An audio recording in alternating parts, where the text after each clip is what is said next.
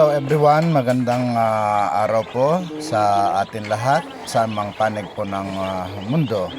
So guys, happy farming.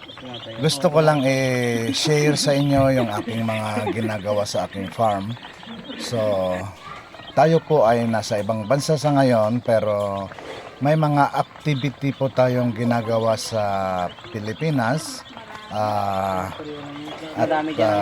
baka sakali pong ito po ay makapagbigay karagdagan sa mga panggastos natin. So guys, ini-encourage ko yung mga kapwa ko OFW na mag-try po kayong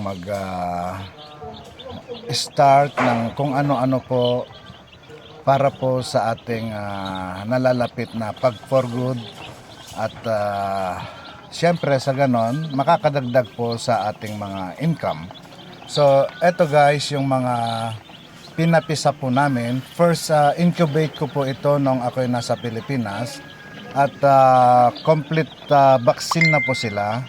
So ito po ay less than 150 heads at plano ko po aalagaan ko po ang mga ito guys. At magpapaitlog po ako. So sa mga gusto, nagnanais na mag-alaga ng mga ganitong klase ng manok, heritage chicken, Rhode Island Red Dark Mahogany guys. So ito po yung tinatawag na RIR. So guys, sa mga gustong magsubok dito na mag-alaga ay mag-comment lang po, mag-PM sa akin para po mapag-usapan natin yung kung paano po yung gusto ninyo. So anytime po pwede kayong mag-PM po sa akin. So ganito guys ang aking inumpisahan na hindi ko naman masasabi na negosyo or pero ganun na rin. Mayroon po akong mga imported goats like Boer, full blood Boer. So doon din po magbebenta din po ako pag nakapagparami na po tayo. Pero gusto ko pa po munang magparami bago po ako magbenta. So guys, yung mga ganitong klaseng manok ay medyo mahal. At saka yung mga kambing ko din ay mahal. Pero hindi po ako magbebenta ng tulad po ng pinagbili ko sa mga aking alaga. Para po ma-experience ng mga ibang farmers kung gusto nilang mag-alaga ng mga ganitong klase guys. So ito guys yung 2 months old na Rhode Island Red natin. Gagawin ko po itong mga breeders. Mamimili po ako dito yung mga gagawing breeders. At para po sa ganon ay madadagdagan po yung breeders natin dahil nasa 10 heads pa lang po yung hens natin at saka 2 row. So dito po after 4 months siguro ano na po ito, mga RTL na po ito. So sa mga gusto guys na mag-order din ng mga ganito po, pwede po kayong mag-comment down below para po malaman ko kung sino po yung mga interesado. At marami po din tayo guys ng mga available na itlog, yung fertile egg kung tawagin. Mayroon po tayo. Pwede po kayong mag-order sa akin kung gusto nyo. At ibibigay ko lang po ng mababang halaga po. Pangmasa kumbaga. Basta't makakabalik lang po yung aking mga gastos. Hindi ko po kayo tatagain sa presyo guys. So ito naman guys yung mga ating nangingitlog na. Ito yung mga breeders po natin. Dito po nanggaling na yung mga nakasalang ngayon sa ating incubator. Bali, pangalawang salang na po tayo sa incubator mula po nung nagkaroon po tayo ng incubator, at baka sa susunod po ay mga January or February na po tayo sasalang ulit sa incubator dahil po taglamig na po. Mahirap daw mag-alaga ng mga sisi pag taglamig na.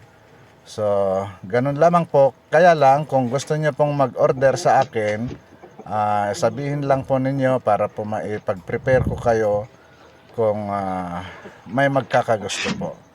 So, dito rin po yung dati nating pinag-aalagaan ng mga bibi.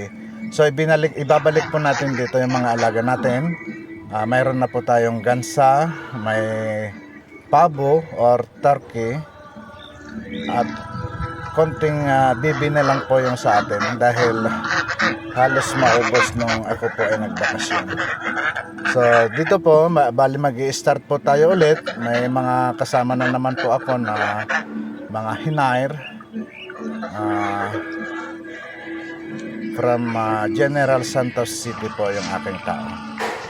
So sana makapagtagal po sila.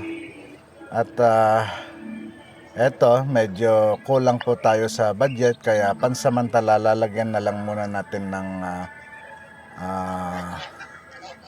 Sipag tolda ba yan ang tawag dyan, lona.